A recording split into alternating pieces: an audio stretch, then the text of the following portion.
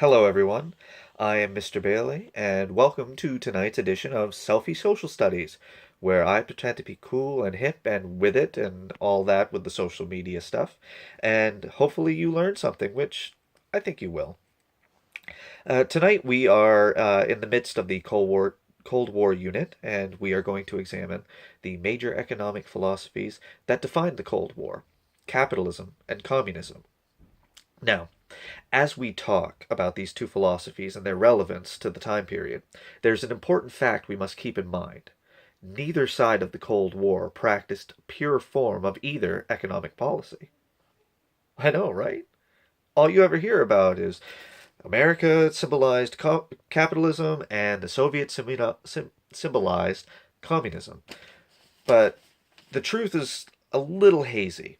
Now, in the uh, in the instance of capitalism, uh, capitalism is defined as an economic and political system uh, in which a country's trade and industry are controlled by private ownership, or rather than by the state, for profit.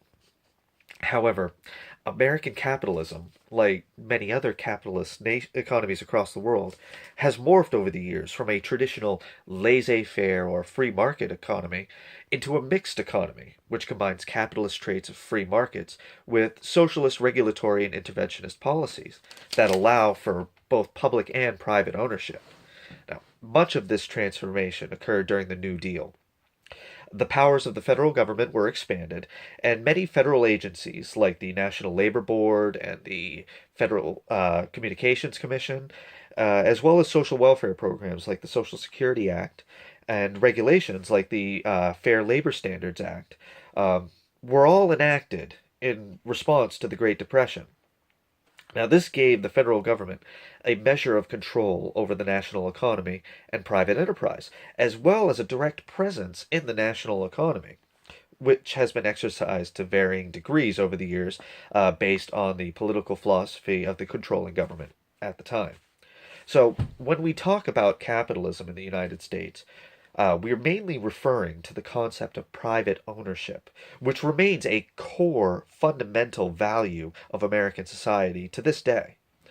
Now, Soviet communism, on the other hand, practiced state control of the national economy based on an interpretation of a socio-economic theory called Marxism, named after German philosopher Karl Marx. Marxism theorized that there is an inherent conflict between a majority class of workers, called the proletariat, and a minority class of business owners, called the bourgeois, and that eventually this conflict would lead to social revolution, resulting in social ownership of national industry, distribution based on one's contribution, and production organized directly for use, with the goal of eventually becoming a classless, stateless, humane, communist utopian society. Now, there was a revolution in Russia in 1917 led by the Russian Communist Party, called the Bolsheviks, led by Vladimir Lenin. Now, in 1922, this revolution finally succeeded, and the establishment of the Union of Soviet Socialist Republics, or otherwise known as the USSR or the Soviet Union, uh, was created. But rather than a society based on the principle of from each according to his ability, to each according to his needs, as Marxism predicts and touts, uh, this revolution led to a dictatorship of the proletariat, governed by the Communist Party, with party membership being limited to a small core of active members, enforcing their Leninist version of Marxist socialism on the population with an iron fist. So, when we talk about Soviet communism, what we're really talking about is a totalitarian state exercising direct control over the economy, rather than true social control that is the ideal result of Marxist philosophy. Now, there are a number of questions that are raised when we examine these philosophies. The first and foremost, why did American capitalism succeed where Soviet communism failed?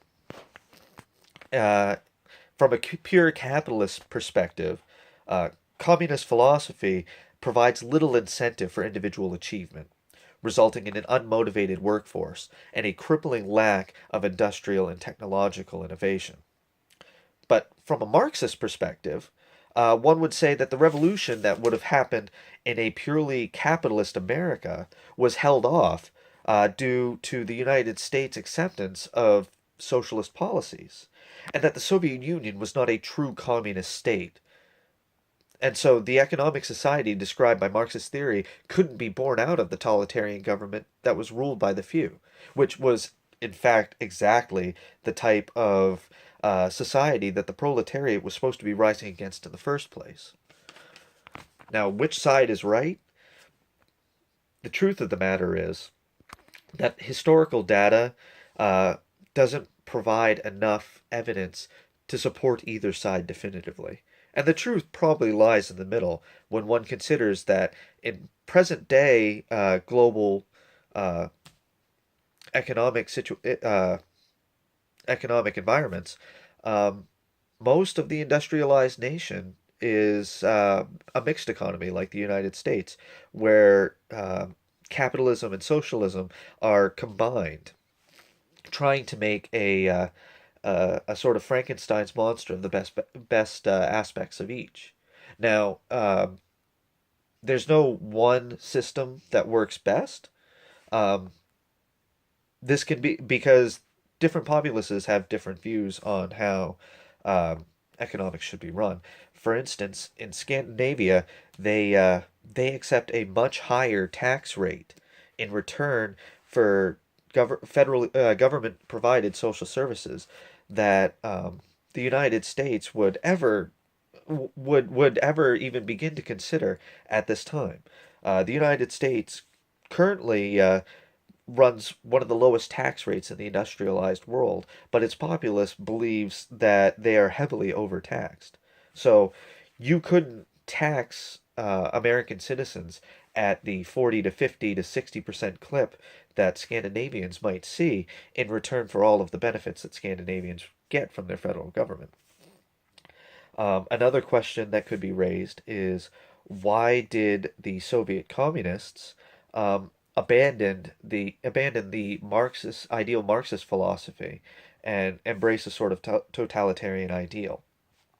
Uh, from what I understand, because I wasn't there, and I'm not a Soviet communist, is that the Bolsheviks believed that the type of global uprising of the proletariat that Marxism touts couldn't happen, and that the best way to go about bringing about a true socialist society was to mobilize the group of enlightened members of the proletariat in taking control of a single state and using that state as a foundation to spread socialism and communism throughout the world.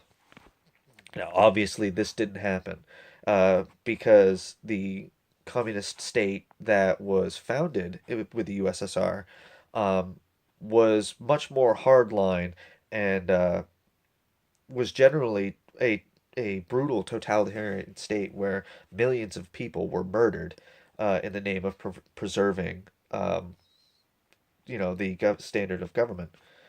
So things didn't work out the way they had planned, which preserves the Marxist argument that only by Marxist philosophy can a true socialist society come about.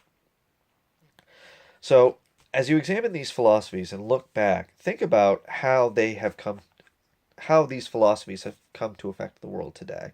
What does the current economic landscape look like? How have recent political and economic events been shaped by these ideas? A good example would be the housing market crash of 2008. Um, that was caused by a deregulation of the housing market throughout the Clinton and Bush administrations, second Bush administration, that allowed banks to do things that they wouldn't have been able to do had those regulations been in place. So when and those regulations are a form of state control of an economic marketplace.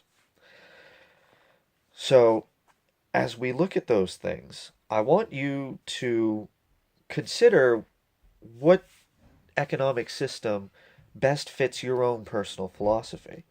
Now, there's no right answer to this. There are many pure capitalists out there. There are many pure socialists out there. And there's a lot of people that believe in a middle ground.